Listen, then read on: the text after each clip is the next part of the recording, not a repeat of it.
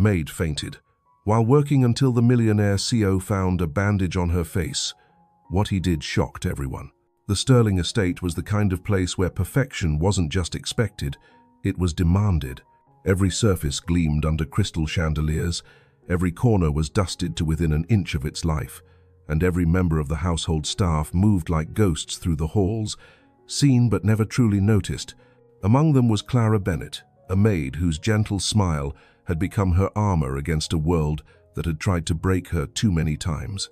She was 28 years old but carried the weariness of someone who'd lived twice as long. The small bandage on her left cheek, partially hidden by the way she angled her face downward when anyone looked her way, told only part of her story. The rest was written in the exhaustion behind her eyes, in the way her hands sometimes trembled when she thought no one was watching, in the careful way she moved through space, as if trying not to take up too much of it. This morning would change everything. This morning, the master of the house would return unexpectedly, and Clara's carefully constructed invisibility would shatter in the most unexpected way possible. What happened next would shock the entire household and teach them all a lesson about seeing the people right in front of them. Before we get into what happened, drop a comment right now telling me where you're watching from and what time it is in your location. And if this is your first time here, hit subscribe and turn on notifications, because the stories we share here aren't just entertainment, they're reminders that compassion can change everything. Now let's see what happened when Clara's world collided with Nathaniel Reeves, the billionaire CEO who was about to discover that some things matter more than profit margins and quarterly reports. Clara had been awake since 4 that morning. Her shift at the Sterling estate didn't start until 7, but she'd learned the hard way that sleep was a luxury she couldn't always afford. The laundromat where she worked nights didn't close until 2, and by the time she rode the bus home, showered, and tried to quiet her racing thoughts, it was usually past 3. 3 hours of sleep had become her normal, though normal didn't make it any less exhausting. She stood now in the grand foyer of the estate, polishing the brass handrail that curved up the sweeping marble staircase. The weight of the polishing cloth in her hand felt heavier than it should have. Everything felt heavier these days. The bucket of cleaning supplies at her feet, the uniform that hung a little looser on her frame than it had 6 months ago. Even the air itself seemed to press down on her shoulders like a physical thing. The estate had been her sanctuary when she first started working here 8 months ago. After fleeing from James, after spending 2 weeks sleeping in her car and showering at the YMCA, the job at Sterling Estate had felt like salvation. Mrs. Whitmore had hired her on the spot, barely asking questions beyond whether she could start immediately. Clara had said yes without hesitation, grateful for steady work and a reason to get up in the morning. The other staff members had been kind at first. In that distant way, people are kind to newcomers they don't expect to last. Most maids quit within the first month. The work was demanding, the standards impossible, and Mr. Reeves had a reputation for noticing every flaw. But Clara had stayed. Where else would she go? This job, combined with her night shifts at the laundromat, barely covered her rent and her mother's outstanding medical bills. But barely was better than nothing. "Clara, you look terrible." The voice belonged to Sophie, another maid who'd been working at the estate for 5 years. She was younger than Clara, maybe 23, with bright eyes that hadn't yet learned to dim themselves. "When's the last time you ate something?" Clara tried to remember. "Breakfast yesterday? Or was that the day before?" Time had a way of blurring together when you were running on fumes. "I'm fine," she said automatically, because that's what you said when people asked. That's what kept them from asking more questions you didn't want to answer. Sophie didn't look convinced. She set down her own cleaning supplies and came closer, lowering her voice. "You need to take better care of yourself. I know the pay here isn't great, but you can't work yourself to death. Mrs. Whitmore won't care if you collapse. She'll just hire someone else." It was true, and Clara knew it. She was replaceable. They all were. That's how places like this worked. The rich lived in their beautiful homes with their beautiful things, and people like Clara made sure everything stayed beautiful while remaining invisible themselves. It was a transaction, nothing more. But Sophie meant well, so Clara forced a smile. "I appreciate the concern. Really. I'm just tired today. I'll eat something on my break." That was a lie. Clara's break would be spent in the small staff bathroom, trying to rest her eyes for 15 minutes before getting back to work. Food cost money she didn't have, and even if she did, her stomach had gotten so used to being empty that eating sometimes made her feel worse. Sophie squeezed her arm gently before moving away to continue her own tasks. Clara watched her go, feeling a pang of something that might have been envy. Sophie lived with her parents still, had a boyfriend who took her out on weekends, seemed to float through life without the weight that Clara carried. But envy was pointless. Everyone had their own struggles. Just because you couldn't see them didn't mean they weren't there. Clara turned back to the staircase, her reflection catching in the polished brass. She looked away quickly. Mirrors had become her enemy. They showed too much. The hollow cheeks, the dark circles that makeup couldn't quite hide, the bandage on her face that screamed victim even though she was trying so hard to be a survivor. James had found her 3 days ago outside the laundromat. She'd been taking out the trash during her shift, and he'd appeared from the shadows like something from a nightmare. His hand had clamped around her jaw before she could scream, his fingers digging into her cheek hard enough to bruise. "Did you really think you could leave me?" he'd hissed, his breath hot against her ear. "Did you think I wouldn't find you?"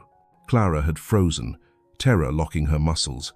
This was the man who'd promised to love her forever on their wedding day. The man who'd slowly revealed himself to be a monster in the privacy of their home. The man who'd put her in the hospital twice before she finally found the courage to run. "You belong to me," James had continued, his grip tightening. "I own you, and if you don't come back, I'll make sure you regret it. I know where you live now. I know where you work. You'll never be safe." Then he'd released her and vanished back into the darkness, leaving Clara shaking and bleeding from where his nails had broken the skin on her cheek. She'd cleaned herself up in the laundromat bathroom, covered the wound with a bandage she kept in her purse for emergencies, and finished her shift, because what else could she do? Calling the police would only make things worse. James always made things worse when you tried to fight back. The head housekeeper, Mrs. Whitmore, came sweeping through the foyer now, her heels clicking against the marble. She was a woman in her late 50s, with steel-grey hair pulled back in a severe bun and eyes that missed nothing. "Ladies, Mr. Reeves is returning from Singapore this morning, 3 days early. I need this entire first floor spotless within the hour. Clara, you'll handle the foyer and the stairs. Sophie, the library. Move quickly, please." The announcement sent a ripple of tension through the gathered staff. Nathaniel Reeves wasn't cruel exactly, but he had standards that bordered on impossible. He noticed everything. A fingerprint on a window, a cushion positioned 2 inches off center, a flower arrangement that wasn't quite symmetrical. Under his watch, the Sterling estate ran like a Swiss watch, precise and unforgiving. Clara had only met Mr. Reeves twice in the 8 months she'd been working here. The first time had been during her interview, though calling it an interview was generous. Mrs. Whitmore had introduced her, and he'd glanced up from his laptop long enough to say, "Can you start Monday?" When Clara said yes, he'd nodded and gone back to work. The second time had been 3 months ago when she'd accidentally knocked over a vase while dusting the library. She'd braced for anger, for consequences, but he'd just looked at her calmly and said, "Accidents happen. Clean it up carefully so you don't cut yourself." His response had surprised her so much that she'd stood frozen for a moment before scrambling to obey. Most rich men she'd encountered, including James, who'd come from money, even if he'd squandered most of it, treated staff like they were less than human. But Mr. Reeves had seemed almost kind, or maybe just indifferent. Either way, he hadn't yelled, and that was more than Clara usually expected. She worked faster now, her movements efficient despite the way her vision occasionally swam at the edges. The marble gleamed under her attention, each step of the staircase reflecting the morning light that streamed through the tall windows. Beautiful. Everything in this house was beautiful, and Clara sometimes wondered what it would be like to live in a place like this, not as staff, but as someone who belonged. Someone who could walk down these stairs in an evening gown instead of a black uniform. Someone who didn't have to count pennies to make rent. But that kind of thinking was dangerous. It led to wanting things you couldn't have, and Clara had learned that wanting only led to disappointment. Better to keep your head down, do your work, and be grateful for what little you had. The other staff members moved around her in a choreographed dance of efficiency. Thomas, the butler, was checking the entrance hall mirror for spots. Marie and Lisa, two of the other maids, were arranging fresh flowers in the sitting room. Even the kitchen staff had been mobilized, preparing Mr. Reeves's preferred breakfast of black coffee, scrambled eggs, and wheat toast with honey. Everyone knew their role, everyone played their part, and Clara was determined to play hers perfectly, despite the dizziness that had been getting worse over the past hour. She just needed to get through the morning, then she could rest during her break, then she could make it through the afternoon, 1 hour at a time. That's how you survived. The sound of car tires on gravel made her heart jump. He was here. Mr. Reeves was back, and judging by the sudden flurry of activity from the other staff members, everyone was trying to look busy and competent and absolutely perfect.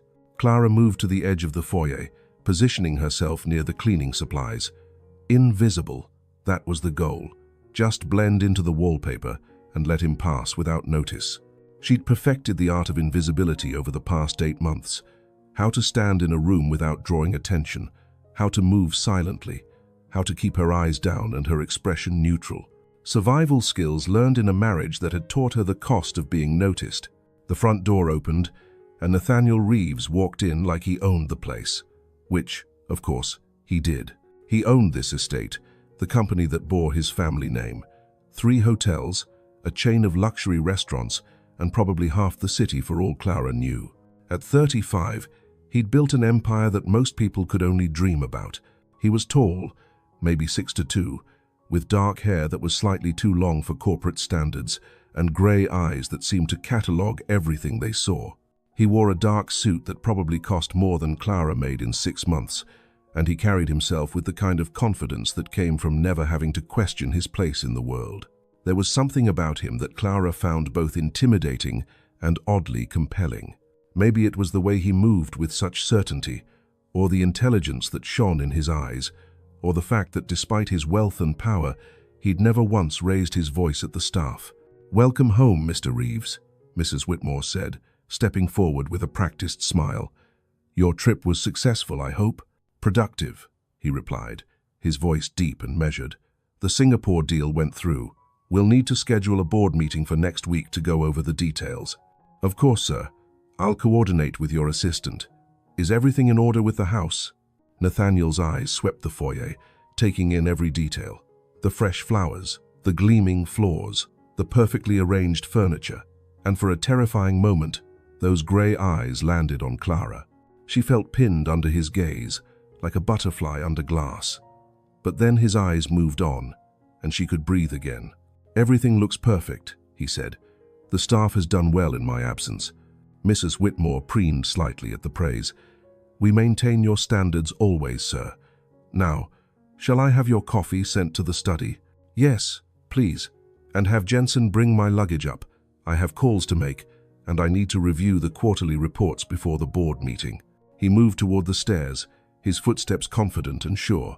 Clara pressed herself further against the wall, making herself smaller. Just let him pass. Just stay invisible. Just get through this moment. But her body had other plans. The dizziness that had been lurking at the edges of her consciousness suddenly surged forward like a wave. The edges of her vision went dark. The floor seemed to tilt sideways. She reached out for the banister to steady herself, but her hand missed, and suddenly she was falling. Time seemed to slow down. Clara felt her knees buckle, felt the bucket of cleaning supplies tip over, water splashing across the pristine marble floor. Felt herself hit the ground, though the impact seemed distant and unreal. She heard gasps, heard someone call her name, heard Mrs. Whitmore's sharp intake of breath that probably meant Clara's employment had just ended. And then there were hands on her shoulders, strong and steady, and a voice that cut through the fog. "Hey, can you hear me? Someone get water. Now." Clara forced her eyes open and found herself staring up at Nathaniel Reeves. He was kneeling beside her on the wet floor, one hand supporting her head, his expensive suit getting soaked.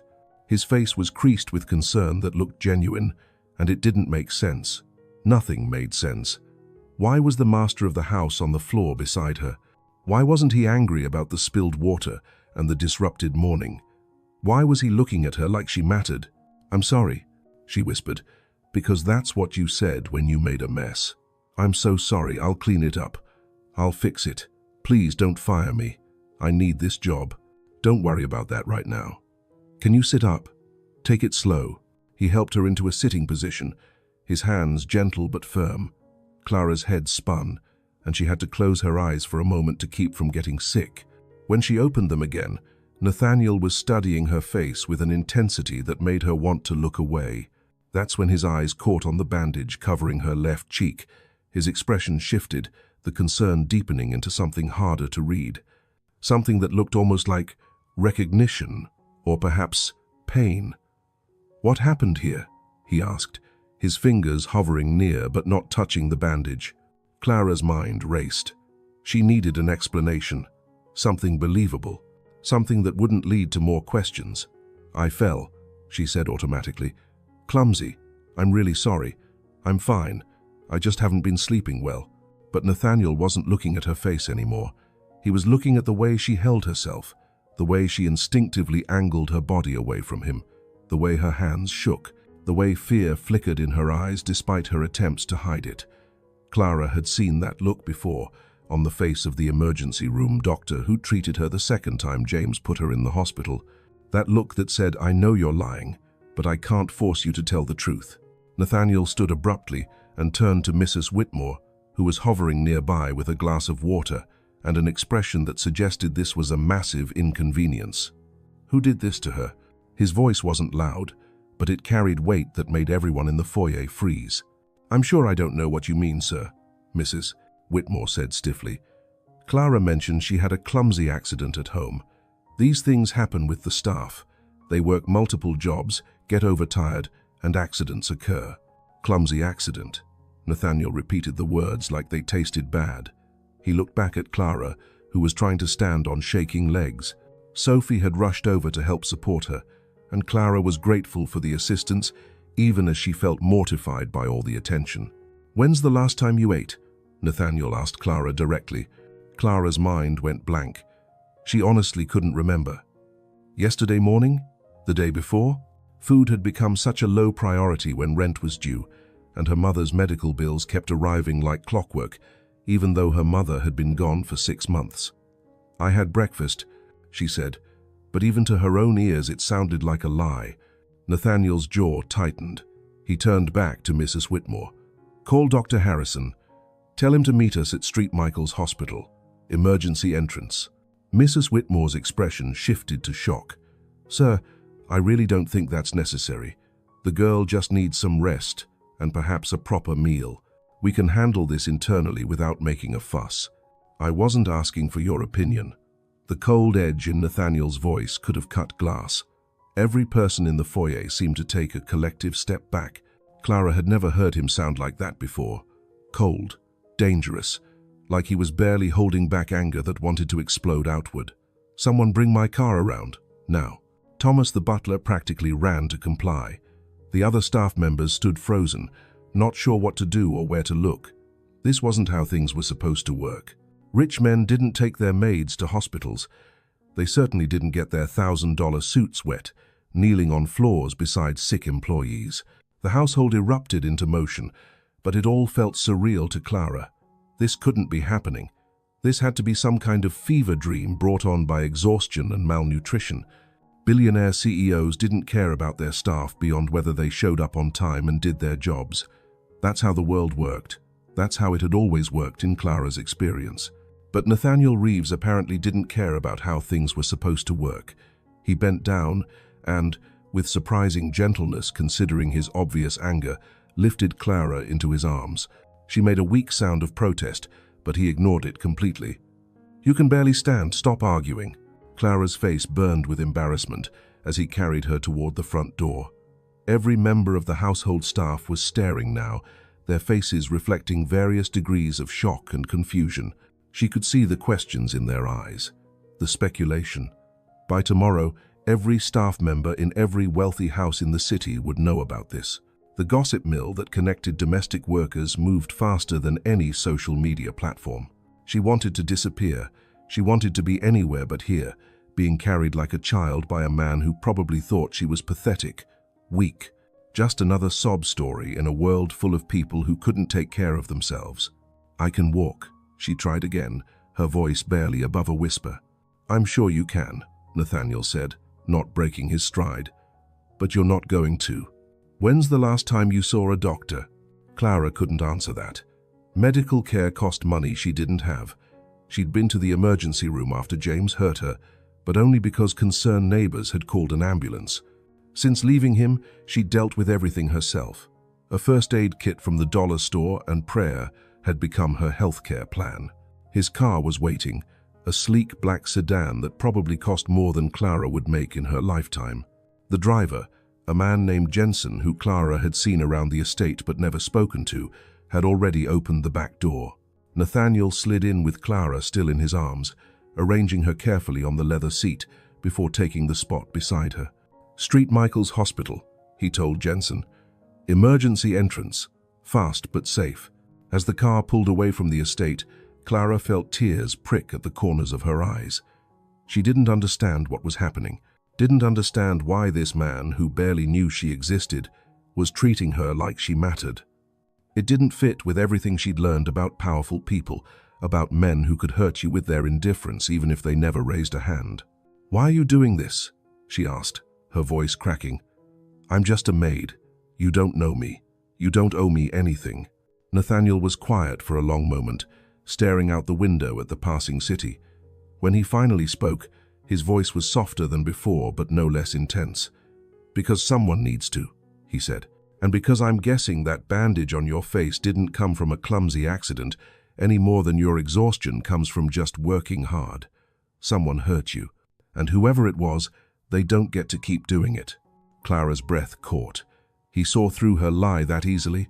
She opened her mouth to deny it, to insist she was fine, but the words wouldn't come. What was the point? He already knew.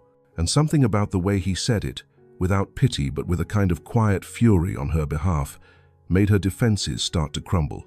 "I don't know what you mean," she tried weakly. "Yes, you do." He turned to look at her directly, and there was something in his grey eyes that made Clara want to trust him, even though trust was a luxury she'd learned she couldn't afford. "And when you're ready to tell me the truth, I'll listen. No judgment, no pressure, just listening. But right now, we're going to make sure you're okay physically. Everything else can wait." The hospital appeared before Clara could form a response. Jensen pulled up to the emergency entrance, and Nathaniel was out of the car before it fully stopped, helping Clara out with the same careful attention he'd shown at the estate. The emergency room was busy with the usual morning chaos, people with various injuries and illnesses waiting to be seen, nurses moving efficiently between patients, doctors reviewing charts and calling names. But the moment Nathaniel walked in carrying Clara, something shifted. Maybe it was the expensive suit. Maybe it was the way he carried himself. Maybe someone recognized him. Either way, a nurse appeared immediately. "We need a doctor," Nathaniel said, his tone brooking no argument. "This woman collapsed due to what appears to be severe exhaustion and malnutrition. I want a full examination." The nurse took one look at Clara's pale face and the bandage on her cheek and nodded. "Right this way, sir." They were taken to a private examination room almost immediately, bypassing the waiting area entirely. Clara felt guilty about that. There were people who'd been waiting longer, people who probably needed help more urgently, but Nathaniel didn't seem concerned with fairness or protocol. He just wanted her taken care of, and apparently he had the money and influence to make that happen immediately. A doctor appeared within minutes, a kind-looking woman in her 50s with gentle hands and concerned eyes. "I'm Dr. Martinez," she said. "Can you tell me what happened?" Clara launched into her prepared story about being clumsy and not sleeping well and maybe coming down with something, but Dr. Martinez's expression suggested she'd heard variations of this story many times before. The doctor examined Clara carefully, noting her underweight frame, her dehydration, the bruising on her wrist that Clara had forgotten to cover, and of course the bandage on her face. "Would you mind if I looked at your cheek?" Dr. Martinez asked gently. Clara nodded, and the doctor carefully removed the bandage. The wound underneath had healed somewhat over the past 3 days, but the marks were still clearly visible. 4 crescents where fingernails had dug in, the shape of fingers pressed hard enough to bruise. Dr. Martinez's expression tightened, but her voice remained gentle. "Clara, I need to ask you something, and I want you to know that this is a safe space. Whatever you tell me stays between us, unless you want otherwise. Did someone do this to you?" Clara felt Nathaniel's presence behind her, solid and protective. She wanted to lie, wanted to keep her secrets close because telling made things real, made her a victim instead of a survivor. But she was so tired of lying, so tired of carrying everything alone, so tired of pretending she was fine when she was slowly falling apart. "My ex-husband," she heard herself whisper. "James, he found me 3 days ago. He grabbed my face and told me I'd never really get away from him." The words hung in the air, and Clara waited for judgment or pity or any of the other reactions she'd learned to expect when people found out you were the kind of woman who let herself get hurt. But Dr. Martinez just nodded like Clara had confirmed something she'd already suspected. "Has he hurt you before?" the doctor asked. "Yes." Clara's voice was barely audible. "That's why I left. But he won't stop. He says I belong to him." Behind her, Clara felt Nathaniel's presence shift, not away from her, but like he was physically restraining himself from doing something. When he spoke, his voice was carefully controlled. "Where does he live?" "I don't know anymore. We lived together when we were married, but after I left, he moved. He just shows up sometimes, finds me somehow, makes threats and then disappears before I can call the police. Even if I did call them, what would they do? He hasn't technically done anything illegal enough to arrest him." "Assault is illegal," Nathaniel said flatly. "Harassment is illegal. Stalking is illegal. And if the police won't help, then we'll find someone who will." Dr. Martinez looked between them, then focused on Clara.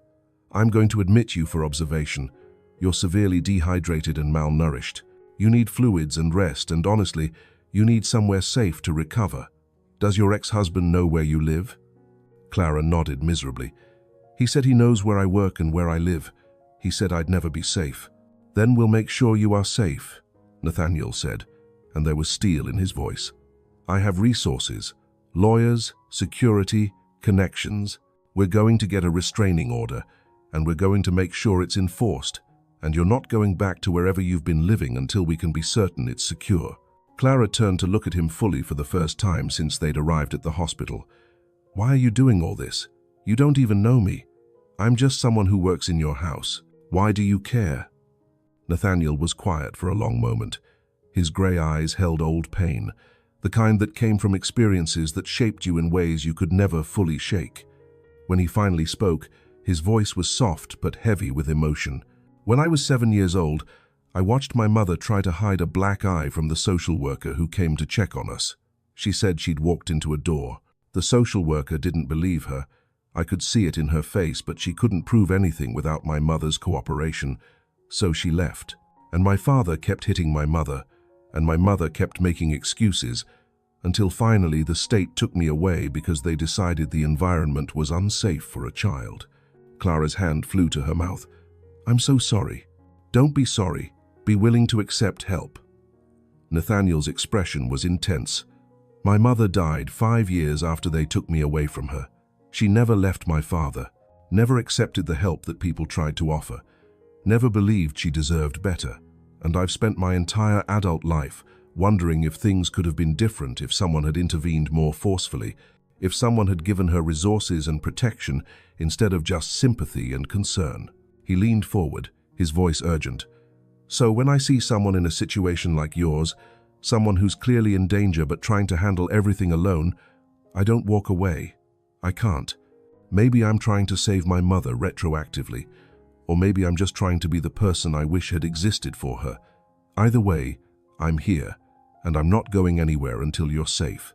"That's a promise." Clara felt something shift in her chest. Something that had been locked tight for months started to loosen. This man who barely knew her was offering help not because he wanted something from her, but because he understood what it was like to watch someone suffer and feel powerless to stop it. He wasn't seeing her as a charity case or a victim to be pitied. He was seeing her as a person who deserved protection, who deserved safety, who deserved better than what she'd been given. "Okay," she whispered, tears streaming down her face now. "Okay, I'll accept help. I'll let you help me. I'm so tired of doing everything alone." Nathaniel's expression softened, and for just a moment, Clara saw past the billionaire CEO to the scared 7-year-old boy who'd watched his mother suffer. "You're not alone anymore," he said simply. "We're going to fix this. Together." Dr. Martinez gave them both a gentle smile. "I'm going to get the paperwork started for your admission. Clara, a nurse will be in shortly to get you set up with fluids and run some tests. Mr. Reeves, I assume you'll want to stay with her?" "Yes," Nathaniel said without hesitation. "I'll stay as long as she wants me here." Clara couldn't quite believe this was real, but as the doctor left and a nurse came in to start an IV, as Nathaniel pulled a chair close to her bed and settled in like he had nowhere more important to be, Clara allowed herself to feel something she hadn't felt in years: hope. Clara spent 3 days in the hospital. 3 days of rest, proper meals, IV fluids, and medical attention she hadn't realized she desperately needed. The doctors ran tests and found she was severely anemic, vitamin deficient, and suffering from chronic stress that had manifested in physical symptoms. Nothing life-threatening, the cheerful nurse told her, but definitely serious enough that she needed to take better care of herself going forward. Nathaniel visited every day. Sometimes he worked from her room, his laptop open and phone constantly buzzing with calls he'd step outside to take. Other times he just sat and talked with her, asking questions about her life that nobody had bothered to ask in years. What did she like to read? What kind of music made her happy? If she could go anywhere in the world, where would it be? Clara found herself opening up to him in ways that surprised her. Maybe it was because he'd already seen her at her lowest, so there was no point in pretending. Or maybe it was because when he listened, he really listened. Not just waiting for his turn to talk, but actually hearing what she said and remembering the details. On the second day, his lawyer arrived. Patricia Kim was a woman in her 40s with sharp eyes and an even sharper suit. She sat beside Clara's bed with a legal pad and asked gentle but thorough questions about James. When did the abuse start? How often did it happen? Did Clara have documentation or witnesses? Had she ever filed police reports? Clara answered as best she could, though many of her memories were fragmented. Trauma had a way of making time fuzzy, but Patricia took notes without judgment, occasionally pausing to let Clara collect herself when the memories became too overwhelming. "We have enough to file for a restraining order," Patricia said when they finished. "And based on what you've told me, I believe we can also pursue criminal charges for assault and stalking. The marks on your face are well documented now, thanks to the hospital photos. That's solid evidence." Clara felt her chest tighten. "What if it makes him angrier? What if he comes after me?" "That's why we're also arranging for personal security," Nathaniel said from his spot by the window. He'd been quiet during the interview, letting Patricia do her job, but now he stepped closer. "I've hired a protection service. Someone will be with you whenever you need to go out until James is dealt with." "I can't afford that," Clara protested. "I can barely afford my rent. Personal security is for rich people and celebrities." "I'm paying for it," Nathaniel said simply. "And before you argue, this isn't up for debate. Your safety is non-negotiable." Clara wanted to fight him on it, wanted to maintain some shred of independence and dignity. But she was so tired of fighting, so tired of doing everything alone, so tired of being scared every time she walked to her car or heard footsteps behind her on the street. "Thank you," she whispered instead. "I don't know how I'll ever repay you for all of this." Nathaniel's expression softened. "You don't have to repay kindness, Clara. That's not how it works." Patricia left shortly after, with a promise to have the restraining order filed within 24 hours. True to her word, by the next afternoon, James had been served with legal papers that prohibited him from coming within 500 feet of Clara. It wouldn't stop him if he was truly determined. Clara knew that. But it was something, a line drawn in the sand, a statement that said she mattered enough for the law to protect her. On the morning of her third day, Dr. Martinez came in with discharge papers and a stern lecture about self-care. "You need to eat regular meals, take the vitamins I'm prescribing, and get proper sleep. No more working 2 jobs until you collapse. Your body is not invincible, Clara. You need to treat it better." Clara nodded, feeling properly chastised. "I will," I promise. Good. Now, Mr. Reeves has mentioned that you'll be staying somewhere other than your previous address for the time being. I think that's wise given the circumstances. Just make sure wherever you go, you have support and resources. After the doctor left, Clara turned to Nathaniel, who was packing up his laptop. What did she mean about staying somewhere else? I have an apartment. I paid rent through the end of the month. Nathaniel looked uncomfortable, which was unusual for him. About that, your apartment building isn't secure. No doorman, no cameras, locks that could be picked by a determined teenager. I don't think it's safe for you to go back there, at least not until James is formally charged and dealt with. Clara's stomach sank. So where am I supposed to go? I don't have family, I don't have friends with spare rooms, and I definitely can't afford a hotel. You can stay at the estate, Nathaniel said quickly. We have a guest house that's completely separate from the main building. Private entrance, full kitchen, bedroom, and bathroom. It's empty right now. You'd have privacy and security. Clara stared at him. You want me to live on your property? Nathaniel, that's completely inappropriate. People will talk. The other staff members will think I'm getting special treatment, or that there's something. So, she trailed off, her face burning. The idea of living in Nathaniel Reeves's guest house, of being that close to him every day, made her heart race in a way that had nothing to do with fear. Over the past 3 days, she'd come to see him as more than just her employer. He was kind, intelligent, funny in a dry way that caught her off guard.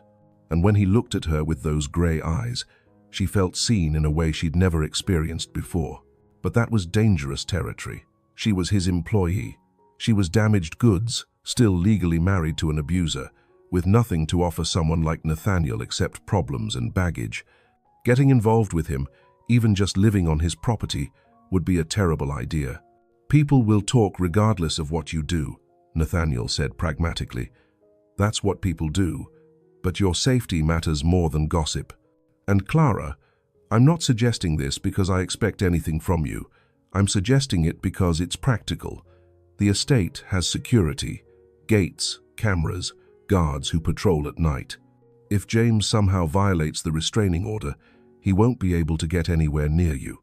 He had a point. Clara's apartment building had none of those things. She'd chosen it because it was cheap and close to the bus line, not because it was safe. If James decided to ignore the legal papers, nothing would stop him from breaking down her door. What about my job? She asked. Am I still employed at the estate, or did I lose my position when I fainted and disrupted everything? You're still employed, Nathaniel said, but I'd like to offer you a different position if you're interested, not as a maid, but as my personal assistant. The pay is significantly better, the hours are more reasonable, and you'd be working directly with me rather than with the general household staff. Clara's mouth fell open. Personal assistant? Nathaniel, I don't have any office skills. I don't know how to use half the software programs you probably need. I barely graduated high school because I was working full-time to help support my mom. I'm not qualified to be anyone's assistant, especially not a CEO's. You're more qualified than you think, Nathaniel countered. You're organized, detail-oriented, trustworthy, and you work harder than anyone I've ever met. The technical skills can be taught, the character traits can't. Besides, my current assistant Janet has been begging me to hire someone to help with scheduling and correspondence. She's drowning in work and could use support. It was an incredibly generous offer. Personal assistants to billionaire CEOs probably made more in a year than Clara had made in the past 5 combined. It would mean financial security, the ability to pay off her mother's medical bills, maybe even save money for the first time in her adult life. But it also meant being close to Nathaniel every day. Seeing him, working with him, developing feelings that she had no business developing for a man so far out of her league, it was almost laughable. Can I think about it? Clara asked carefully. Of course. Take all the time you need. The offer stands regardless of what you decide about staying in the guest house. Those are 2 separate things. A nurse came in then with a wheelchair, hospital policy for discharge even though Clara felt strong enough to walk. Nathaniel gathered her few belongings, which amounted to the clothes she'd been wearing when she collapsed, and a small bag of toiletries someone had brought from her apartment. The car ride back to the Sterling estate was quiet. Clara watched the city pass by outside the window, trying to process everything that had happened in the past 72 hours. Her entire life had changed. She had legal protection from James, medical care she desperately needed, a job offer that could transform her financial situation, and a safe place to stay. All because a billionaire CEO had decided she was worth helping. It still didn't feel real. Any moment she expected to wake up in her cramped apartment, late for work, with James pounding on her door demanding she come back to him. This couldn't actually be her life now. People like her didn't get rescued by handsome billionaires. That only happened in romance novels and movies. The estate looked different when they pulled through the gates. Clara had worked here for 8 months, but always through the service entrance, arriving before dawn and leaving after dark. She'd never really looked at it the way a guest would. The manicured gardens, the fountain in the center of the circular driveway, the elegant architecture that managed to be both imposing and welcoming. Instead of going to the main house, they drove around back to a smaller building Clara had seen from windows but never approached. The guest house was charming, built in the same style as the main estate but on a more human scale. Ivy climbed one wall and flower boxes sat beneath the windows. Nathaniel helped her out of the car and unlocked the front door. Inside was exactly as he'd described, a cozy living room with a fireplace and comfortable furniture, a kitchen with modern appliances and granite countertops, a bedroom with a queen-sized bed and soft linens, a bathroom with a deep tub that made Clara's muscles ache just looking at it. "The fridge is stocked," Nathaniel said, showing her around. "Fresh fruits, vegetables, proteins. I had my chef prepare some meals that just need to be reheated. There's a panic button by the bed and another by the front door. If you press it, security will be here in under a minute." Clara walked through the space in a daze. This guest house was nicer than anywhere she'd ever lived. The monthly rent on her apartment would probably cover utilities here for a week. "I don't know what to say," she finally managed. "Say you'll stay. Say you'll let yourself be safe and taken care of for once in your life." Clara turned to face him. Nathaniel stood in the doorway between the living room and kitchen, hands in his pockets, looking uncertain in a way she'd never seen before. He'd been so confident at the hospital, making decisions and giving orders, but now he looked almost vulnerable, like he genuinely cared about her answer and was afraid she'd say no. "Why are you doing all this?" Clara asked. "And please don't say it's just because of your mother. I know that's part of it, but there's more. I can feel it. You barely know me, Nathaniel. For all you know, I could be lying about everything. I could be taking advantage of your kindness." Nathaniel was quiet for a long moment. When he spoke, his voice was soft but steady. "Do you remember what you said when you woke up in the hospital, when you didn't know where you were or what had happened?" Clara shook her head. "You said, 'Please don't let him find me.' You were terrified, disoriented, vulnerable. And in that moment, I saw someone who'd been fighting alone for so long that asking for help had become impossible. Someone who expected to be hurt, to be abandoned, to be disappointed." He took a step closer. "I'm doing this because when I look at you, I don't see someone who needs to be saved. I see someone who's been saving herself with no support or resources, and who deserves to know what it feels like to have someone in her corner." Tears welled in Clara's eyes. "You make me sound so much braver than I actually am. You survived an abusive marriage. You escaped. You've been working 2 jobs and sleeping 3 hours a night just to keep your head above water. You're still standing even though life has given you every reason to give up. If that's not brave, I don't know what is." Clara wiped at her eyes, embarrassed by the tears but unable to stop them. "Okay," she whispered. "Okay, I'll stay, and I'll take the job as your assistant. I'll probably be terrible at it, but I'll try my best." Nathaniel's face broke into a genuine smile, the kind that reached his eyes and transformed his whole expression. "You won't be terrible. You'll be amazing. And Clara, thank you for trusting me." He left shortly after, promising to send someone by with more of her belongings from her apartment and giving her his personal cell phone number in case she needed anything during the night. Clara stood in the middle of the guest house after he left, still not quite believing this was real. She explored more thoroughly once she was alone. The closet had hangers and a few basic pieces of clothing in her size, tags still attached. The bathroom had high-end toiletries and soft towels. The kitchen had not just food but also coffee, tea, and a selection of snacks. Someone, probably Nathaniel, had thought of everything. That night, Clara took a long bath in the deep tub, letting hot water soak away weeks of tension and fear. She ate a proper meal, reheated pasta that was better than anything she could have made herself. And then she crawled into the comfortable bed with its soft sheets and down pillows and slept for 12 hours straight. She woke to sunlight streaming through windows she'd forgotten to cover, and for the first time in months, she felt rested. Her body didn't ache, her head didn't pound. The constant anxiety that usually greeted her upon waking was quieter, pushed back by the knowledge that she was safe here. There was a knock at the door around 9. Clara threw on one of the provided robes and answered to find Sophie standing there with a covered tray and a wide smile. "Morning delivery," Sophie said cheerfully. "Mr. Reeves said you might like breakfast. There's fresh fruit, yogurt, granola, and the chef made these amazing blueberry muffins." Clara took the tray, touched by the gesture.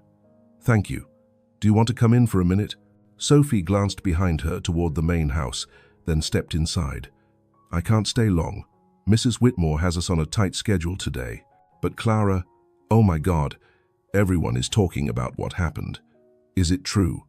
Did Mr. Reeves really carry you to the hospital and stay with you for 3 days? Clara set the tray down on the kitchen counter. He visited. He didn't stay the entire time, but he visited every day, and now you're living in the guest house, and rumor has it you're going to be his new personal assistant. Sophie's eyes were bright with curiosity and excitement. "This is like something out of a romance novel." "It's not like that," Clara said quickly. "He's just being kind. He's helping me through a difficult situation." "Uh-huh." Sophie didn't look convinced. "Clara, I've worked at this estate for 5 years. I've seen Mr. Reeves interact with hundreds of people. Staff, business associates, dates he's brought to various events. And I have never, not once, seen him look at anyone the way he looks at you." Clara's heart did a strange flip in her chest. "How does he look at me? Like you're the most important person in the room. Like nothing else matters when you're talking. Like he'd do absolutely anything to keep you safe." Sophie grinned. "Trust me, that man is interested, and from the way you blush every time his name comes up, I'd say the feeling might be mutual." "Even if that were true, which it's not," Clara said firmly, "it would be completely inappropriate. He's my employer, I'm his staff, and I'm still technically married to James, even though I left him months ago." "Details," Sophie waved her hand dismissively. "Details that can be worked out if two people actually care about each other. But hey, I'm not trying to push anything.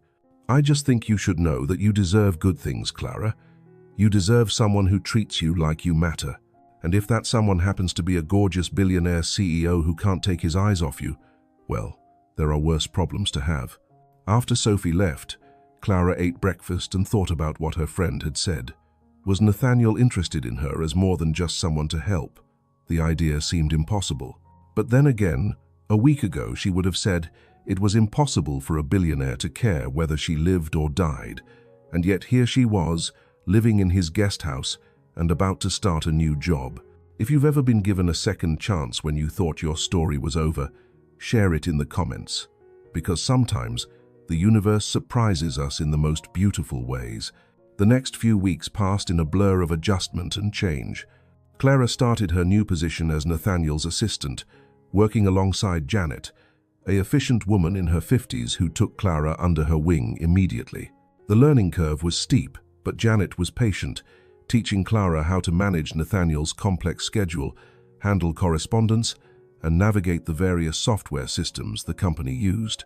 Nathaniel was patient too, never making Clara feel stupid when she asked questions or made mistakes. He explained things clearly, appreciated her efforts, and genuinely seemed pleased to have her there. They fell into an easy rhythm, and Clara found she actually enjoyed the work. It was challenging but rewarding, and it felt good to use her brain in new ways.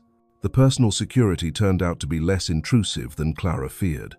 Marcus, her assigned guard, was a former police officer in his 40s who had a kind face and a calm demeanor. He drove her places when needed, walked with her when she wanted to explore the estate grounds, and generally made her feel safe without making her feel watched. Patricia Kim called regularly with updates on the legal proceedings. James had violated the restraining order twice already, showing up at Clara's old apartment building and at the laundromat where she'd worked nights. Both times he'd been arrested, and the violations had strengthened their case for more serious charges. The divorce proceedings had also begun, with Patricia confident they could push it through quickly, given the documented abuse. Life was getting better. Clara could feel herself healing, both physically and emotionally. The nightmares about James became less frequent. The constant fear that had followed her everywhere started to ease. She laughed more, smiled genuinely instead of forcing it, started to remember what it felt like to simply exist without constantly looking over her shoulder. And then there was Nathaniel. Clara tried not to think too much about her growing feelings for him, but it was becoming increasingly difficult. They spent hours together every day, and he was so different from what she'd expected. Yes, he was brilliant and driven and successful, but he was also kind, funny, surprisingly humble about his achievements. He asked about her day like he genuinely cared, remembered small details she mentioned in passing, made her coffee exactly how she liked it without being asked. One evening, about a month after she'd moved into the guest house, Nathaniel knocked on her door with takeout containers and a tentative smile. "I know you probably have plans," he said, "but my meeting got cancelled and I have way too much Thai food for one person. Would you want to join me for dinner?"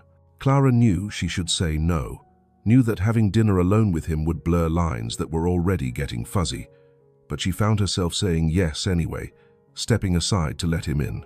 They sat on her couch eating pad thai and spring rolls, talking about everything and nothing. Nathaniel told her about the stress of the upcoming board meeting. Clara shared a funny story about a mistake she'd made with his calendar that had resulted in him showing up to a meeting 24 hours early. They laughed together, and it felt easy and natural and right.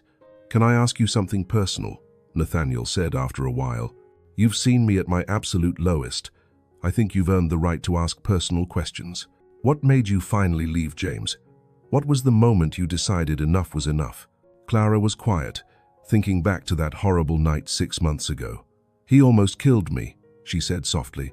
"We were fighting about money, which we always fought about. I'd used grocery money to buy flowers for my mother's grave. Nothing expensive, just a small bouquet. But James was furious. He said I was wasting money, disrespecting him, putting her memory above his needs." She took a shaky breath. Nathaniel reached over and took her hand, offering silent support. He pushed me down the stairs. I fell 12 steps and hit my head on the landing. When I woke up, he was standing over me, crying and apologizing and saying he didn't mean it, that he loved me, that he'd change, all the things he always said. Clara looked at Nathaniel directly, but I was bleeding from a cut on my head, and I couldn't feel my left arm properly, and I remember thinking, if I stay, he's going to kill me. Maybe not today, maybe not next month, but eventually. So, when he went to get ice for my head, I grabbed my purse and I ran. I've been running ever since. "You're not running anymore," Nathaniel said firmly. "You're building a new life. There's a difference. Thanks to you." "No, thanks to your own strength and courage. I just provided resources. You did the hard part." They looked at each other for a long moment, and Clara felt something shift between them. The air seemed charged with possibility, with words unspoken and feelings acknowledged without being named. Nathaniel's thumb brushed across her knuckles, and Clara's breath caught. "Clara," he said softly, "I need to tell you something, and I want you to know there's absolutely no pressure attached. Your job is secure regardless. Your housing is secure regardless. None of that changes based on how you respond. Okay?" Her heart was pounding. "Okay, I care about you. More than I should, probably. More than is strictly professional or appropriate given our working relationship. But I can't help it. You're extraordinary. And over the past month, watching you heal and grow stronger and come back to yourself, I've found myself falling for you." He paused. "I'm not asking for anything. I just needed you to know, because hiding it was starting to feel dishonest." Clara's eyes filled with tears. Good tears this time, happy tears. "I care about you too," she whispered. "I've been trying not to because it seemed impossible. You're you, and I'm just me. But when I'm with you, I feel safe. I feel seen. I feel like maybe I deserve good things after all." "You deserve everything good," Nathaniel said intensely. "Every happiness, every kindness, every beautiful thing the world has to offer. And I know the timing isn't perfect. I know you're still healing. But when you're ready, if you ever want to explore this thing between us, I'm here, however long it takes." Clara thought about it. Thought about all the reasons she should wait, should be cautious, should protect her heart. But she'd been protecting her heart for so long, and where had it gotten her? She'd been so busy surviving that she'd forgotten how to live. "What if we took it slow?" she said carefully. "Really slow.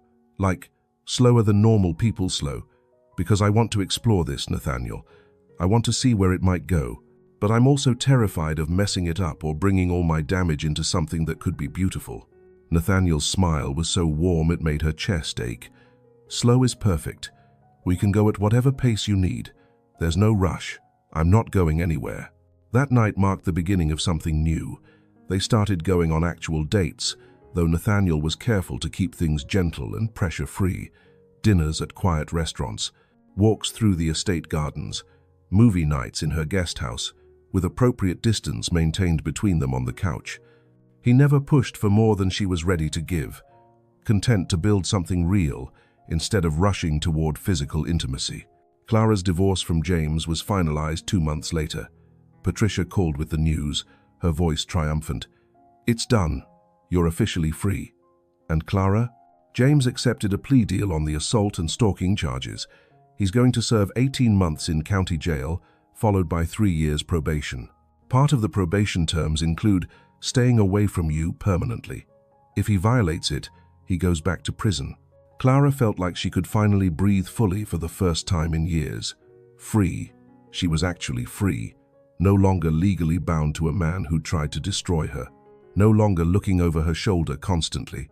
Just free to build whatever life she wanted. She called Nathaniel immediately. He was in a meeting but stepped out to take her call. "He's going to jail," she said, her voice breaking with relief. "It's really over. I'm really free." "I'm so glad," Nathaniel said warmly. "You deserve this, Clara. You deserve peace and safety and freedom. How do you want to celebrate? Can you come over tonight? I don't want anything fancy. I just want to be with you. I'll be there. I'll be there." That evening, Nathaniel arrived with champagne and Chinese takeout. They ate and laughed and talked about the future in a way Clara had never felt safe doing before. What she might want to study if she decided to go back to school. Where she might like to travel now that she could think beyond just surviving day to day. What dreams she'd put on hold that might be worth resurrecting. After dinner, they sat together on the couch, closer than usual. Nathaniel had his arm around her shoulders, and Clara felt perfectly safe and perfectly happy. This man had seen her broken and hadn't run away, had offered help without expecting anything in return, had been patient while she healed and figured out who she was outside of fear and trauma. "Thank you," she said quietly, "for everything, for seeing me when I was invisible, for standing up for me, for giving me a chance to build something better." "Always," Nathaniel said, pressing a kiss to her temple. "You've taught me just as much, Clara.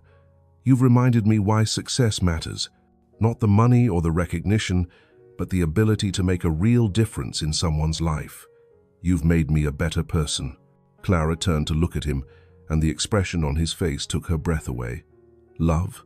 That was love in his eyes. Not pity, not obligation, just pure, genuine love for her exactly as she was.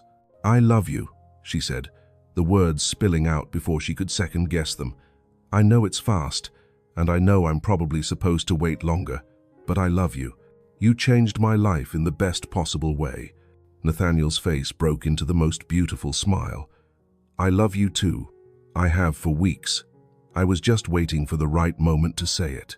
He kissed her then, gentle and sweet and full of promise, and Clara kissed him back, letting herself fall into the moment without fear or reservation. This was real. This was right.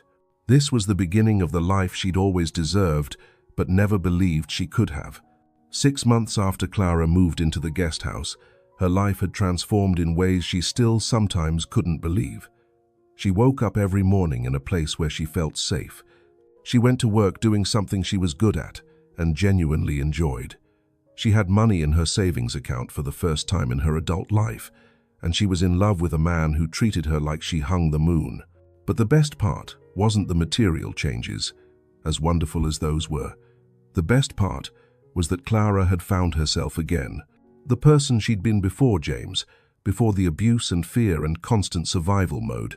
She laughed easily now, made jokes, had opinions she wasn't afraid to voice, wore colors other than black and gray, let her hair down literally and figuratively. Nathaniel noticed all of it. He'd comment on a new dress she wore or tell her how beautiful she looked when she smiled. He encouraged her to pursue her interests, even buying her art supplies when she mentioned she used to love painting. He celebrated her successes at work and supported her through the occasional setbacks that came with learning new skills. Their relationship had deepened naturally over the months. They'd progressed from chaste kisses to more, always at Clara's pace, always with her comfort as the priority. Nathaniel never pushed, never demanded, never made her feel like she owed him anything physical because of everything he'd done for her. He just loved her, patiently and completely, waiting for her to be ready for each new step. The staff at the estate had warmed to Clara over time.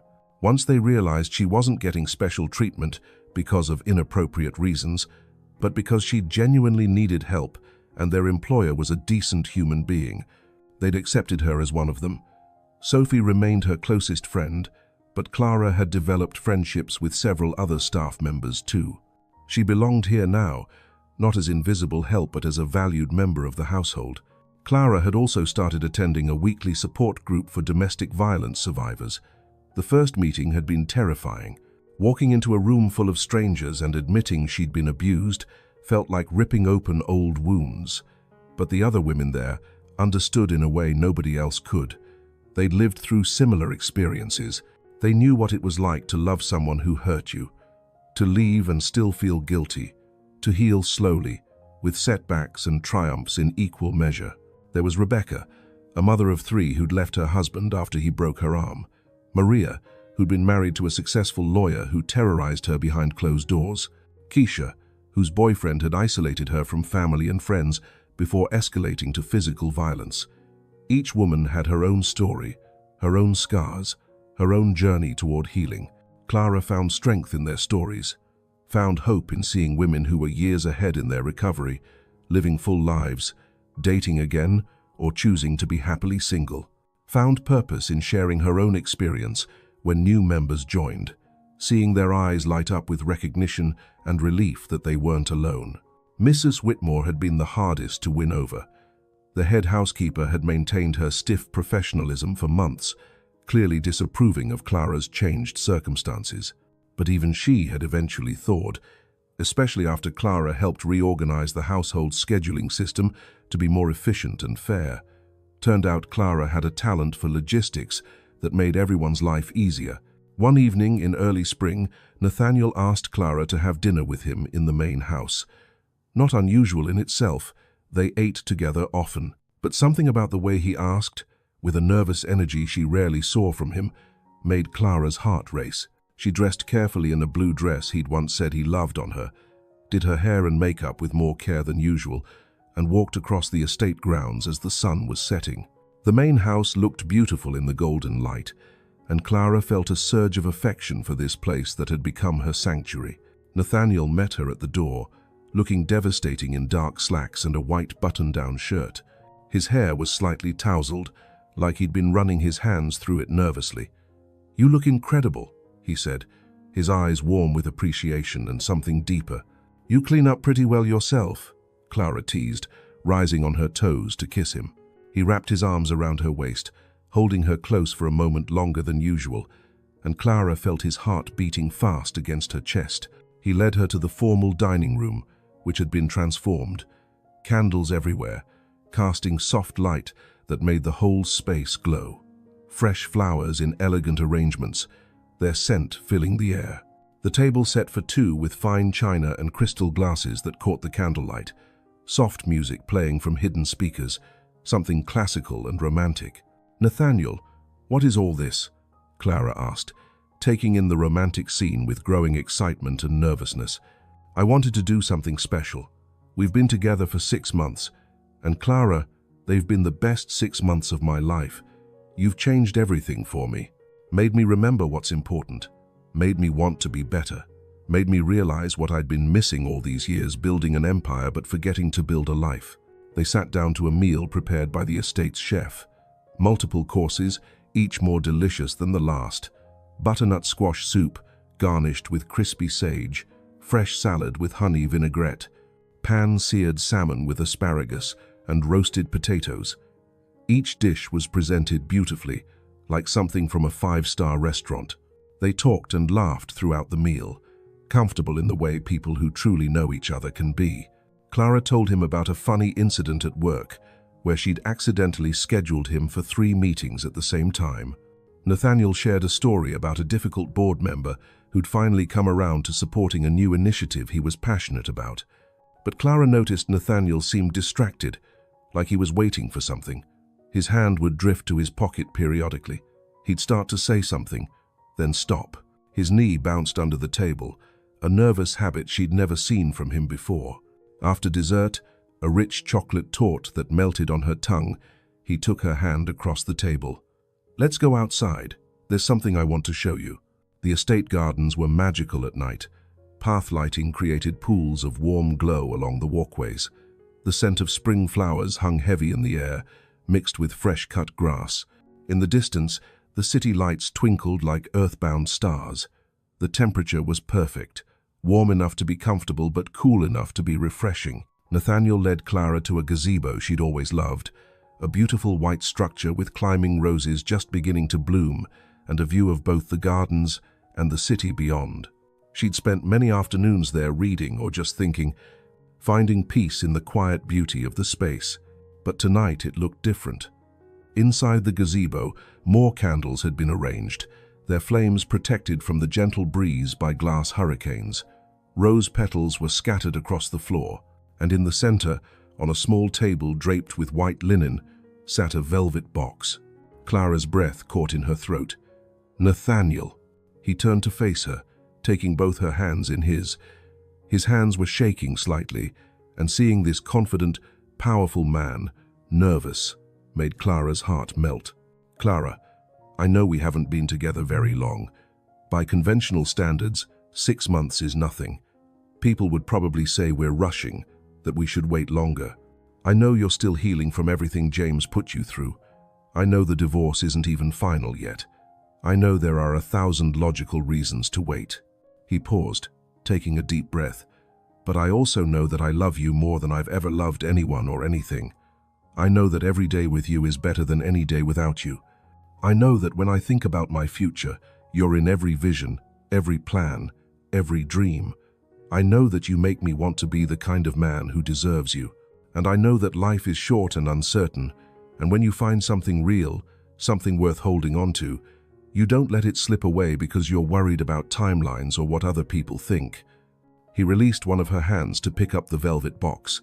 When he opened it, Clara saw the most beautiful ring she'd ever seen. A simple but elegant diamond that caught the candlelight and threw rainbows across the gazebo walls. Not ostentatious or over the top, just perfect. Exactly what she would have chosen for herself if she'd dared to dream about such things.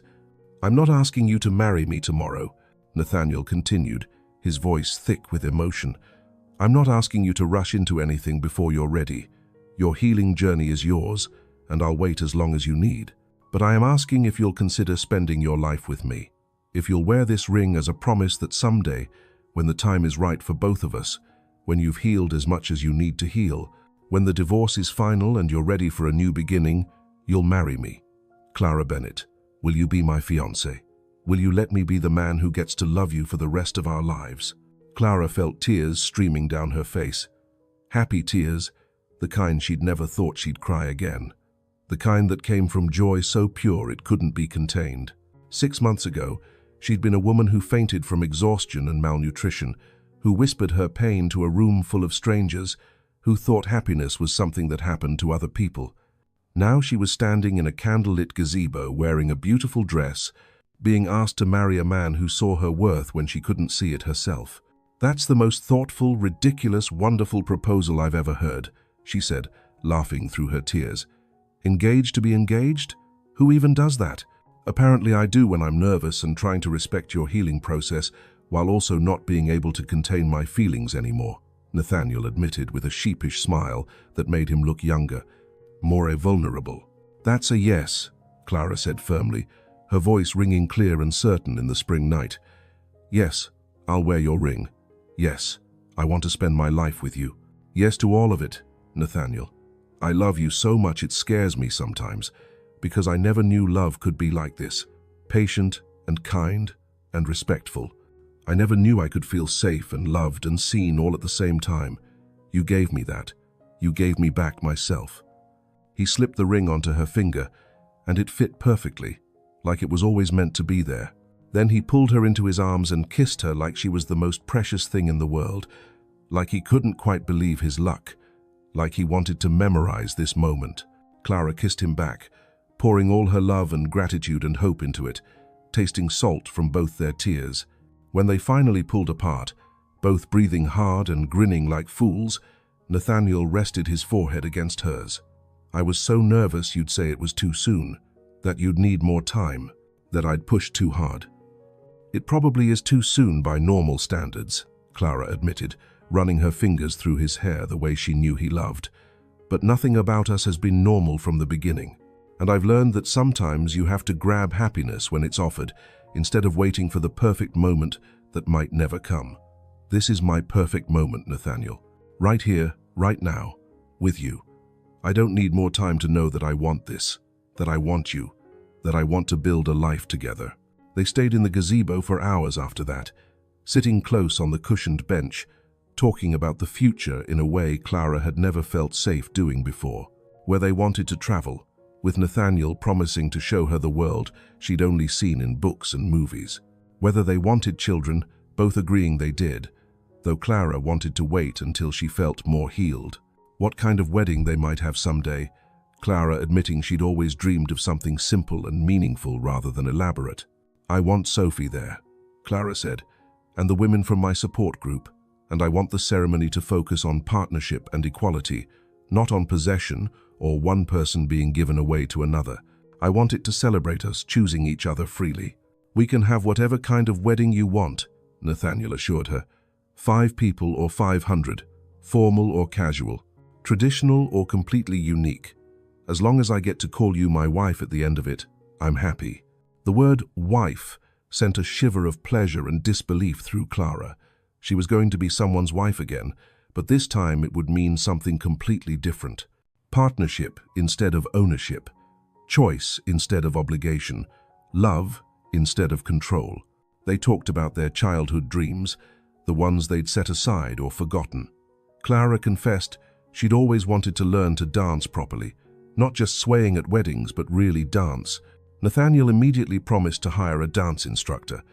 Nathaniel admitted he'd always wanted to learn to play piano, but had been too busy building his company. Clara suggested he start now, reminding him it was never too late to pursue passions. "I want us to keep surprising each other," Clara said. "Keep growing and learning and becoming more of ourselves. I don't want to be one of those couples who gets comfortable and stops trying." "Agreed," Nathaniel said. "Though I have to say, comfortable doesn't sound so bad when I've spent most of my adult life uncomfortable in various ways. Uncomfortable with fake friends who only wanted my money. Uncomfortable at society events where everyone was performing. Uncomfortable in relationships that looked good on paper but felt empty. You're the first person I've ever been genuinely comfortable with.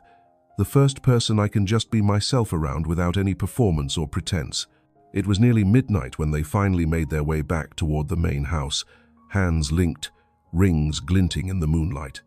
Clara felt like she was floating. Tomorrow would bring challenges, she knew that. Healing wasn't linear, and she'd still have hard days. But tonight was perfect, and she was learning to be present in perfect moments instead of always worrying about what might go wrong. The next morning, Clara showed up to work wearing her ring. Janet took one look at it and squealed loud enough to make Clara jump and spill coffee on her desk. Within an hour, the entire household staff knew Sophie hugged Clara so hard she could barely breathe, crying happy tears and demanding to know every detail. Even Mrs. Whitmore offered stiff congratulations that seemed genuine, her eyes softening in a way Clara had never seen before. "You've done well for yourself," the older woman said quietly when they had a moment alone. "Not because of the ring or the wealth, though those are nice, but because you found someone who treats you the way you deserve. That's worth more than all the diamonds in the world." But not everyone was happy about the news. That afternoon, Clara was working in Nathaniel's home office, organizing files and responding to emails, when his younger sister Victoria stormed in unannounced. Clara had met Victoria a handful of times at family dinners and various events. She was beautiful in that effortless way wealthy people often were, fashionable with an edge, and she'd made it clear from the beginning that she thought her brother could do better than a former maid. "Is it true?" Victoria demanded, ignoring Clara entirely and addressing Nathaniel, who was on a video conference call. "Are you actually engaged to her?" Nathaniel held up one finger, asking her to wait, and finished his call with impressive professionalism, considering the rudeness his sister was displaying. When he finally disconnected, his expression was hard. "Good afternoon to you too, Victoria. And yes, Clara and I are engaged. I'd appreciate it if you'd be respectful about it." "Respectful?" Victoria's laugh was sharp enough to cut. "Nathaniel, she's a maid. She was literally scrubbing your toilets 6 months ago. Now she's wearing what looks like a $50,000 ring and living in your guest house. Can you not see how this looks to everyone? What people are saying?" Clara felt her face burn with embarrassment and old shame. The voice in her head that sounded suspiciously like James whispered that Victoria was right, that she was reaching above her station, that she didn't belong in Nathaniel's world, and never would. Her hand moved instinctively to cover the ring, wanting to hide it, wanting to make herself smaller and less visible. But then Nathaniel stood up, and his voice was cold in a way Clara had only heard once before, the day he'd fired Richard for grabbing her. Clara was never just a maid. She was someone trying to survive impossible circumstances. She was working 2 jobs and sleeping 3 hours a night to pay off her dead mother's medical bills while escaping an abusive husband. She works harder than anyone I've ever met. She's kind, intelligent, brave, compassionate, and she makes me happier than I've ever been. If you can't see her worth, Victoria, that's a failure of your perception, not her character."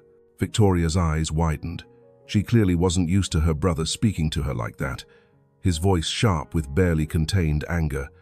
"But what will people say? What will the press write? Former Maidland's billionaire CEO. They'll make it sound sordid and calculating. They'll say she's a gold digger, that she manipulated you, that this is some kind of scandal. Let them," Nathaniel said flatly, his jaw tight.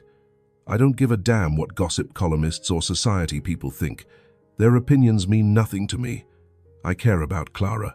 I care about building a life with someone who sees me as a person, not a bank account. And if you can't accept her as part of this family, Victoria, then you're welcome to skip family dinners until you can learn some basic decency and manners." The silence that followed was heavy and uncomfortable. Clara wanted to disappear, wanted to be anywhere but stuck in the middle of this family conflict. She'd known dating Nathaniel would come with complications, but facing his sister's open hostility was harder than she'd expected. Finally, Victoria turned to Clara directly for the first time since storming in. Her expression was still cold, but there was something else there too. Concern, maybe, or fear. "You really love him? This isn't about his money or his connections or what he can give you." Clara met her eyes steadily, refusing to look away even though every instinct screamed at her to stay small and quiet.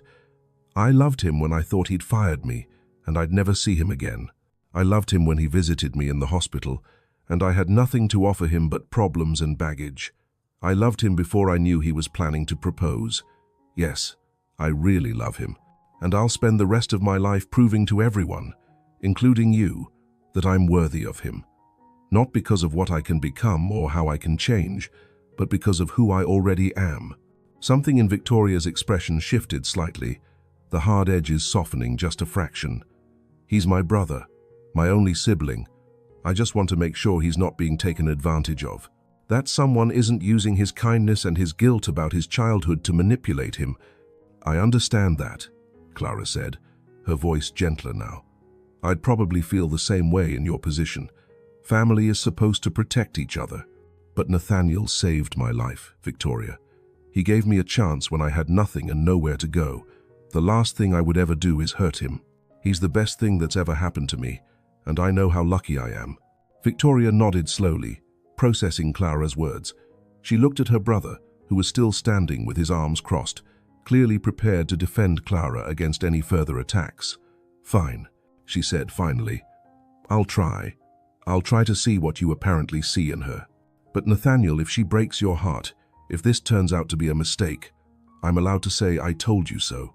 "Fair enough," Nathaniel said, his voice warming slightly though his posture remained protective. "Though I'm not worried. And Victoria, Clara isn't going to break my heart. But your behavior right now is coming pretty close to damaging our relationship. I need you to do better, be better. She's going to be my wife. That means she's family. Treat her accordingly." After Victoria left, looking chastened and thoughtful, Clara sank into a chair. Her hands were shaking, and she felt drained like she'd run a marathon. "That was worse than I imagined." "She'll come around," Nathaniel assured her, kneeling beside her chair and taking her trembling hands. "My sister is protective, and yes, sometimes she's a snob. But she's not cruel. Once she gets to know you properly, once she sees how good we are together, she'll love you like I do." "What if people really do talk, though?" Clara asked, voicing the fear that had been building. "What if being with me damages your reputation or your business? What if—" "Then let it burn," Nathaniel interrupted firmly. "Clara, look at me. Really, look at me. I don't care what anyone thinks except you. The people whose opinions actually matter, the ones who know both of us and understand what we've built together, they see how good we are for each other. Everyone else can think whatever they want. It doesn't change how I feel. It doesn't change my commitment to you. It doesn't change anything that matters." Clara searched his face and found only sincerity and fierce determination. This man who could have anyone, who moved in circles where she'd once been invisible, had chosen her, not despite her past, but understanding it fully and loving her anyway. "Okay," she whispered. "Okay, we'll face it together. Always," he promised, pulling her into his arms and holding her tight. "Whatever comes, we face it together. That's what partners do." Over the next few months, Clara discovered he was right about almost everything. Yes, there were articles when their engagement became public knowledge, photos of them together at charity events and restaurants, sometimes candid shots taken by paparazzi that felt invasive and uncomfortable, headlines that ranged from breathless and romantic to skeptical and unkind. "Billionaire CEO falls for former maid," one tabloid proclaimed. "Modern-day Cinderella story or calculated social climbing?" questioned another. Clara learned to ignore most of it, though some days were harder than others. Days when she'd read a particularly cruel opinion piece suggesting she was a gold digger or that Nathaniel was going through some kind of midlife crisis. Days when she'd see her face on magazine covers next to articles speculating about their relationship. Days when strangers on social media felt entitled to comment on her appearance, her past, her worthiness. But there were supporters too, more than Clara had expected. People who thought their story was romantic and inspiring. Domestic violence survivors who reached out to Clara through social media, thanking her for showing that life could get better after abuse. Young women who saw Clara's transformation from invisible maid to successful personal assistant to fiancée of a billionaire as proof that worth wasn't determined by wealth or social status, but by character and perseverance. Clara started doing volunteer work with a women's shelter, using her experience to help others in similar situations. She spoke at fundraisers, her voice shaking at first but growing stronger with practice. She shared her story when asked, not for publicity, but because she understood how powerful it was to hear from someone who'd been where you were and made it to the other side. Nathaniel supported her fully in this work, often attending events with her and making generous donations to organizations supporting survivors. He listened to her process the difficult emotions that came with revisiting her trauma for the benefit of others. He held her when she came home from the shelter, feeling emotionally wrung out from hearing other women's stories that echoed her own. "You're making a real difference," he told her one night after a particularly difficult shift at the shelter. "You're giving people hope, showing them that survival is possible, that healing is possible, that love can be safe and healthy and beautiful. That matters more than any business deal I could ever close." Their engagement lasted a year, not because they needed to wait, but because they wanted to savor this phase of their relationship. The anticipation, the planning, the joy of knowing they'd chosen each other and would continue choosing each other every single day. They traveled together when Nathaniel's schedule allowed, Clara finally getting to see the world beyond the city where she'd grown up. Paris, where they wandered through the Louvre and ate pastries at sidewalk cafes. London, where they saw theatre in the West End and visited bookshops that had been open for centuries. Tokyo, where the culture shock was intense but exhilarating, and Clara fell in love with the efficiency and beauty of Japanese design. Each trip taught Clara something new about herself and about Nathaniel. She discovered she loved trying new foods and had a talent for languages. He revealed a goofy sense of humor that rarely emerged in business settings. They learned how to travel together, how to compromise when they wanted different things, how to support each other through jet lag and culture shock and the occasional disagreement. But they also did normal things that were just as important. Grocery shopping together, Clara delighting in teaching Nathaniel how to comparison shop and find deals. Movie nights at home, debating whether the book was better than the film adaptation. Walks through the estate gardens watching the seasons change. Building a life that was about more than grand gestures and expensive gifts, but about everyday moments of connection and love. Victoria did eventually come around, though it took time and effort from everyone involved. The breakthrough came when she visited Clara at the women's shelter and saw firsthand the work being done there. Saw Clara sitting with a young woman who just left an abusive relationship, offering comfort and hope from a place of genuine understanding. "I didn't realize," Victoria said afterward, her voice uncharacteristically soft. "I didn't understand what you'd been through, what you survived. I just saw the surface, the circumstances of how you and Nathaniel met. I didn't see the person beneath." "Most people don't," Clara said without rancor. "People see what they expect to see. A maid, a victim, someone reaching above her station. It takes effort to look deeper, to see the whole person instead of just the circumstances." "I'm sorry," Victoria said, and she sounded like she meant it. "For how I acted, for what I said, for not giving you a fair chance from the beginning." "Apology accepted," Clara said simply. "And Victoria, thank you for protecting your brother, for making sure he wasn't being taken advantage of. That's what good siblings do, even if the method was a bit harsh. I hope someday you'll trust that I love him as much as you do, just in a different way." By the time the wedding arrived, Victoria and Clara had developed a tentative but genuine friendship. They'd never be best friends. Their personalities and backgrounds were too different. But there was mutual respect and affection, and that was enough. The wedding was held on the estate grounds in late spring, exactly 2 years after Clara had collapsed in the foyer and Nathaniel had chosen to see her when everyone else looked away. Not overly large or ostentatious, just close friends and family gathered to celebrate. Maybe 75 people total, each one personally meaningful to the couple. Clara wore a simple white dress that made her feel beautiful without being overwhelming. Elegant lace sleeves, a flowing skirt that moved like water, a style that felt both classic and modern. Her hair was down in soft waves, and she wore minimal jewelry except for the diamond studs Nathaniel had given her for Christmas, and of course, her engagement ring. Sophie was her maid of honor, crying happy tears from the moment she helped Clara get dressed. Several other women from the shelter where Clara volunteered stood up with her too, a visible representation of the community she'd built and the lives she'd touched. Women who understood where she'd been and how far she'd come. Women who'd become her sisters in survival and healing. Nathaniel stood at the altar with his best man, an old friend from college who'd stuck by him through the early struggling days of his company. He wore a perfectly tailored charcoal suit, but Clara barely noticed the clothes. She only saw his eyes, already glistening with unshed tears, and the expression on his face that said she was everything he'd ever wanted. The ceremony itself was brief but meaningful.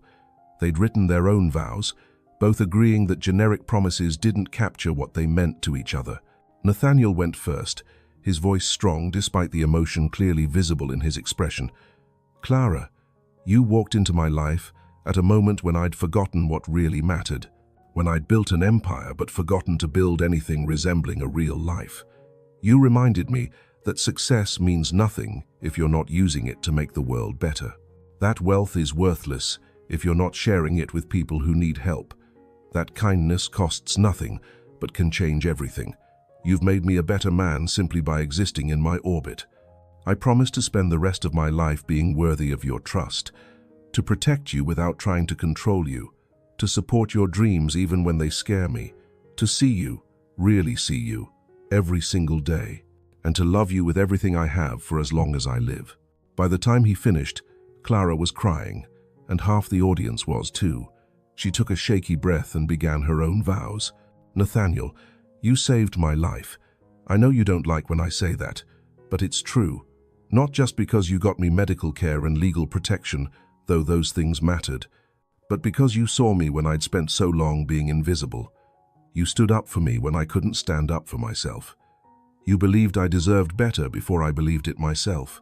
You gave me space to heal and time to find myself again. You've shown me what love is supposed to look like: patient, kind, respectful, safe. I promise to spend the rest of my life showing you what those gifts meant to me, to choose you every single day, in big ways and small ways, to be your partner in building something beautiful, to support your dreams and celebrate your victories, to see you, the real you beneath the CEO and the wealth and the reputation, and to love that person with everything I am. You're my best friend, my safe place, my home, and I can't wait to spend forever with you." When the officiant pronounced them husband and wife, Nathaniel kissed Clara like she was the most precious thing in the world. The audience erupted in applause and cheers, but Clara barely heard them. She was too focused on this moment, this perfect beginning to their forever.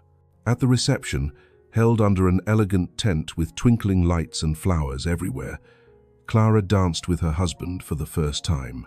They'd taken those dance lessons she'd mentioned, and while they weren't professionals, they moved together with grace and obvious love.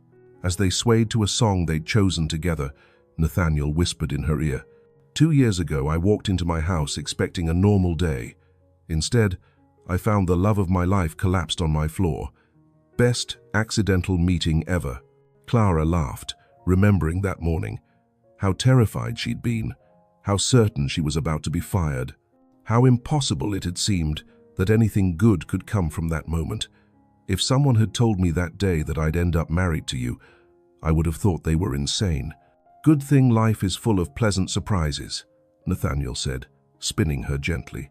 "Though I'd like the record to show that all my future surprises will involve significantly less fainting and trauma." "Deal," Clara agreed, feeling happier than she'd ever imagined possible.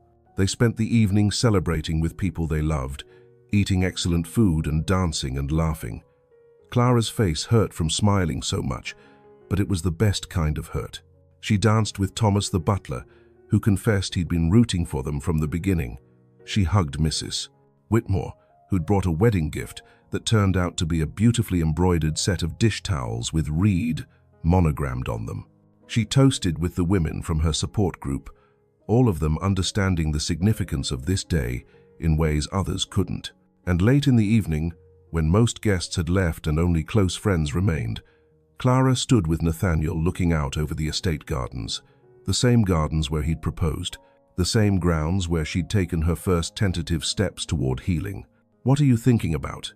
Nathaniel asked, wrapping his arms around her from behind. "How different my life is from 2 years ago. How I used to think happiness was something that happened to other people. How grateful I am that I was wrong." "We saved each other," Nathaniel said, echoing a sentiment he'd expressed before. "I know I said it already, but it bears repeating. You changed my life just as much as I changed yours." That night, as they drove away from the reception toward the honeymoon suite Nathaniel had arranged at a nearby 5-star hotel, Clara thought about the journey that had brought her here. From a terrified woman whispering, "Please don't hit me, I'm already hurt," to a confident woman who stood in front of crowds talking about hope and healing. From someone who thought she deserved pain to someone who knew she deserved love. The road hadn't been easy. There were still hard days, still nightmares occasionally, still moments when old fears crept in, but she had tools now to handle those moments. Therapy, support systems, a partner who understood that healing wasn't linear and loved her through the setbacks as much as the victories.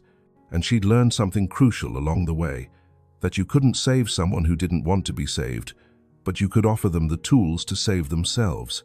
That kindness cost nothing but could change everything. That seeing people, really seeing them instead of looking through them, was one of the most powerful things you could do. Months turned into years. Clara and Nathaniel built a life together that was rich in all the ways that mattered. They traveled, started a foundation supporting domestic violence survivors, eventually had 2 children who grew up knowing that everyone deserves respect, regardless of their circumstances. They faced challenges like any couple, but they faced them together, as partners who'd chosen each other consciously and completely. The estate staff who'd witnessed Clara's transformation told the story for years. The maid who fainted and the billionaire who stopped to care.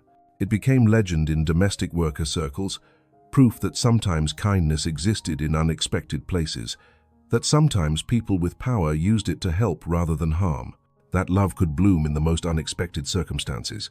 But for Clara and Nathaniel, it was never about some grand romantic rescue narrative. It was about seeing someone in need and choosing to help, about accepting help when it was offered, about building something real on a foundation of mutual respect and genuine love, about healing together and growing together and choosing each other every single day, in big ways and small ways. The tabloids that had once speculated breathlessly about their relationship eventually lost interest. The story became old news, but the impact rippled outward in ways they couldn't fully measure. Other wealthy people, inspired by their example, started paying closer attention to their staff, really seeing them as full human beings with their own struggles and stories. Survivors of abuse saw Clara's story and found hope that life could get better, that escape was possible, that happiness existed on the other side of fear. Young people learned valuable lessons about worth not being measured by wealth or social status, but by character and how you treated others. About power being a tool that could be used for good or ill. About the importance of seeing people who society trained you to overlook.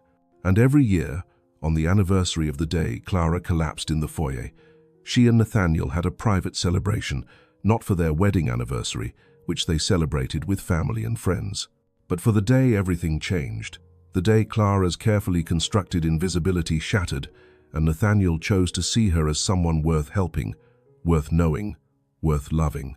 They'd raise a glass together and remember how it all started, the fear and exhaustion and uncertainty, the moment when their lives intersected in the most unexpected way, the choice that changed everything. They'd remember that sometimes the best things in life come from the worst moments, if you're brave enough to accept help and strong enough to change. If this story touched your heart, if you've ever been in a place where you needed someone to see you and help you, remember that your story isn't over yet. Healing is possible. Happiness is possible. Love is possible. Don't ever let anyone convince you otherwise. And if you're in a position to help someone else, do it without hesitation. You never know how that simple act of kindness might transform a life. Life has a beautiful way of bringing people together exactly when they need each other most. Clara needed someone to stand up for her, to show her she deserved better, to believe in her when she couldn't believe in herself. Nathaniel needed someone to remind him why success mattered, why kindness was more valuable than any business deal, why building a life was more important than building an empire. They saved each other in the ways that counted most, and that, ultimately, is what love is supposed to be. Not one person rescuing another like in fairy tales, but 2 people choosing to walk through life together, supporting each other through hard times and celebrating together during good times, believing in each other when belief is hard, building something beautiful from whatever broken pieces they started with. We're all a little bit broken. We've all been hurt in ways that shaped and changed us. But that brokenness doesn't have to define our future. What defines us is what we do next.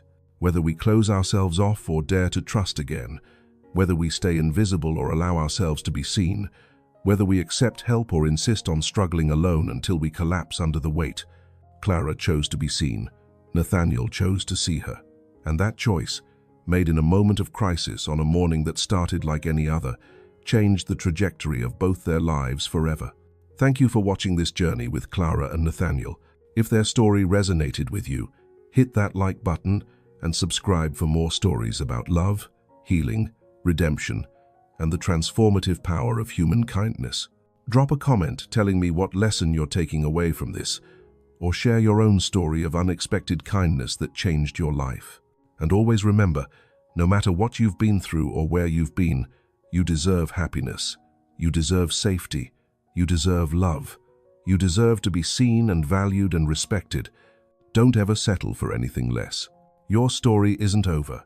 The best chapters might still be waiting ahead, just around the corner, in the places and moments you least expect. Sometimes all it takes is one person choosing to see you, one act of kindness, one moment of courage to change everything.